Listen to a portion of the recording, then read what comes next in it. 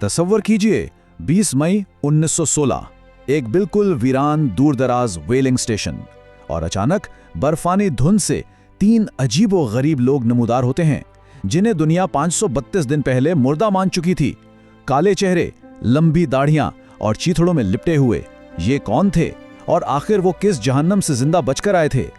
आज हम तारीख की सबसे बड़ी बका की कहानी में उतरेंगे और उस क़यादत को समझेंगे जिसने नामुमकिन को मुमकिन कर दिखाया।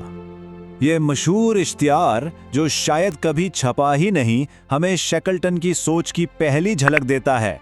वो जानते थे कि ये कोई आम सफर नहीं है, इसलिए कोई झूठे वादे नहीं किए। उसने ईमानदारी से खतरे, तकलीफ और गैर यकीनी मुस्तकबिल की बात की और सिर्फ उन लोगों को बुलाया जो उस नफ्सियाती दबाव को झेलने के लिए तैयार थे। यही इंतखाब, यही ईमानदारी आगे चलकर इस टीम की बका की बुनियाद बनी। उनका मकसद तारीख बनाना था, अंटार्कटिका को पहली बार पैदल पार करना। लेकिन आप जानते हैं, कुदरत के मंसूबे अक्सर कुछ और ही होते हैं। वो बरे आज़म को फतह करने के बजाय उसी के कैदी बन गए। उनकी मुहिम तो खत्म हो चुकी थी और अब एक नई, कहीं ज्यादा वहशियाना जंग शुरू होने वाली थी, सिर्फ और सिर्फ जिंदा रहने की। तो शैकलटन की क़यादत का पहला और सबसे बड़ा इम्तिहान किसी अजीम दरियाफ्त से नहीं बल्कि मुकम्मल नाकामी से आया। सोचें, जब आपका जहाज मीलों तक फैली बर्फ में कैद हो जाए और आगे बढ़ने के सारे रास्ते बंद हो जाएं, तो ऐसे में एक लीडर करता क्या है?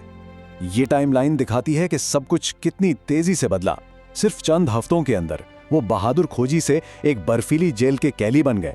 हर गुजरते दिन के साथ बर्फ के दबाव से जहाज की लकड़ी के चरचराने की आवाजें उनकी उम्मीदों को कुचल रही थी। और यहीं शैकलटन का कमाल नजर आता है। वो जानता था कि सबसे बड़ा दुश्मन बर्फ नहीं बल्कि इंसान का अपना दिमाग है। मायूसी और खौफ को दूर रखने के लिए उसने एक मजबूरी की नॉर्मल जिंदगी बनाई। सख्त मामूलात, खेल और छोटी छोटी जिम्मेदारियां, ये सब दिमाग को एक मकसद देने के लिए था। क्योंकि जब दिमाग मसरूफ रहता है ना, तो वो नाउमीदी की खाई में नहीं गिरता। ये बहरान में नफ्सियाती इस्तेहकाम पैदा करने की एक मास्टर क्लास थी। लेकिन कहानी यहाँ खत्म नहीं हुई, बल्कि हालात और भी खराब होने वाले थे। अब हम उस लम्हे की तरफ बढ़ते हैं जब इस मुहिम का जिस्मानी दिल, यानी उनका जहाज, खुद बर्फ के दबाव से टूटकर बिखर गया। देखिए, इंड्योरेंस सिर्फ लकड़ी और कीलों का ढांचा नहीं था, वो इस बर्फानी जहन्नम में तहजीब का आखिरी जजीरा था। वो उनका घर था, उनकी पनाहगाह और उनकी वापसी की वाहिद उम्मीद। जब बर्फ ने इसे कुचलकर निगल लिया तो उसने सिर्फ जहाज को नहीं बल्कि उनकी पूरी दुनिया को तबाह कर दिया था। सोचें, जब आपके पैरों तले जमीन ही ना रहे तो एक लीडर अपने लोगों को बिखरने से कैसे बचाता है? जब उम्मीद की आखिरी निशानी भी समुंदर की गहराइयों में डूब जाए, तब क़यादत का असल इम्तिहान शुरू होता है। यहाँ शैकलटन ने एक तरह की नफ्सियाती सर्जरी की। उसने हुक्म दिया कि हर शख्स सिर्फ और सिर्फ जिंदा रहने के लिए जरूरी सामान उठाएगा। जाती चीजें, यादगारें, सब कुछ पीछे छोड़ना पड़ा।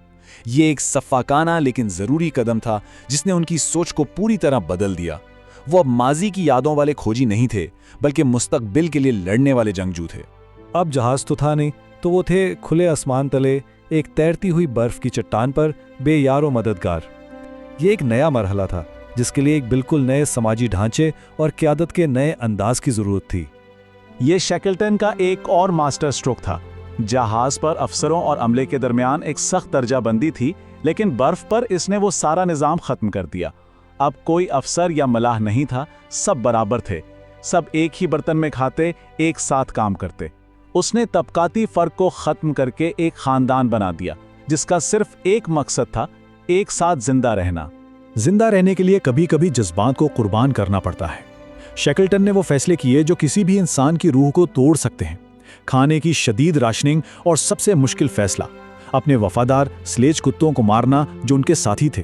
हर फैसला सिर्फ एक सर्द, बेरहम मंतिक पर मबनी था। हर एक की जान बचाने के लिए क्या जरूरी है।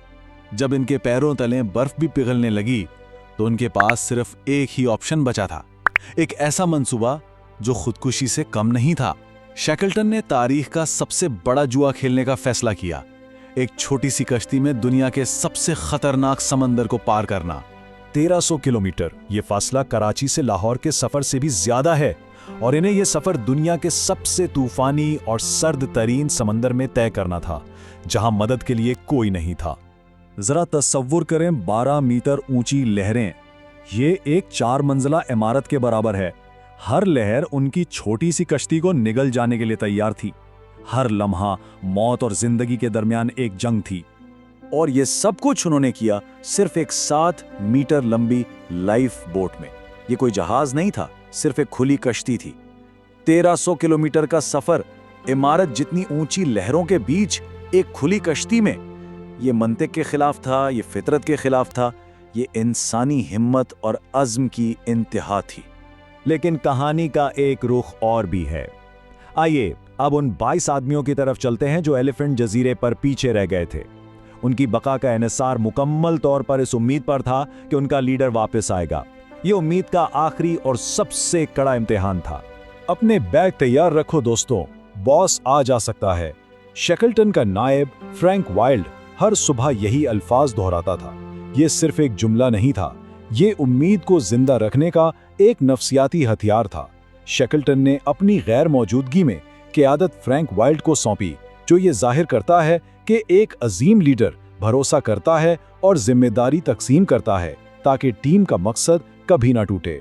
128 दिन यानी 4 महीने से ज्यादा एक वीरान बर्फानी जजीरे पर पत्थरों और सील के गोश्त पर जिंदा रहते हुए वो हर रोज उफुक को तकते रहे। इनका ये सब्र सिर्फ उम्मीद नहीं थी, ये अपने लीडर पर गैर मुतजलजल यकीन था कि वो उन्हें छोड़कर नहीं जाएगा।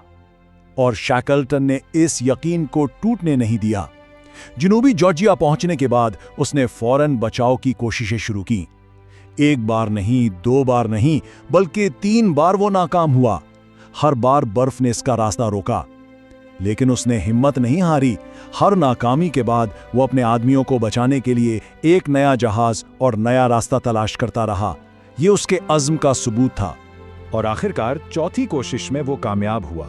शैकलटन अपने हर एक आदमी को जिंदा वापस लाया, एक भी जान का नुकसान नहीं हुआ।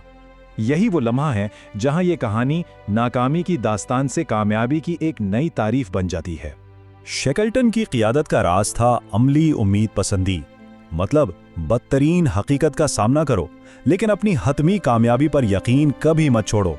आज की कारपोरेट दुनिया में अक्सर अहदाफ को इंसानों पर तरजीह दी जाती है, लेकिन शैकलटन ने दिखाया कि जब मिशन नाकाम हो जाए तो आपका असल मिशन आपके लोगों को बचाना बन जाता है। उसने नाकामी को अपनी सबसे बड़ी कामयाबी में बदल दिया। तो इस मुहिम का हतमी खाता क्या था? वो अपने असल मिशन में बुरी तरह नाकाम हुए, लेकिन उन्होंने तारीख में क़यादत और बका के सबसे बड़े कारनामों में से एक अंजाम दिया। उन्होंने अपने हर एक साथी को जिंदा वापस लाया। तो आखिर में सवाल ये पैदा होता है, क़यादत का असल पैमाना क्या है? क्या ये तयशुदा मकसद को हासिल करना है, या जब तमाम मकासद ख़त्म हो जाएं तो इंसानियत की हिफाजत करना है? शैकलटन ने अंटार्कटिका को फतह नहीं किया, लेकिन इसने इंसानी रूह को फतह किया। इसकी मेरास ये है कि सबसे बड़ी कामयाबी अपने लोगों को बहिफाजत घर वापस लाना है। अगर क़यादत का ये गहरा तज्ज़िया पसंद आया तो इस वीडियो को लाइक करें और हमारे चैनल को सब्सक्राइब करें, और हमें नीचे कमेंट्स में बताएं आपके नज़दीक तारीख का सबसे बड़ा लीडर कौन है और क्यों। हम आपके जवाबात का इंतज़ार करेंगे।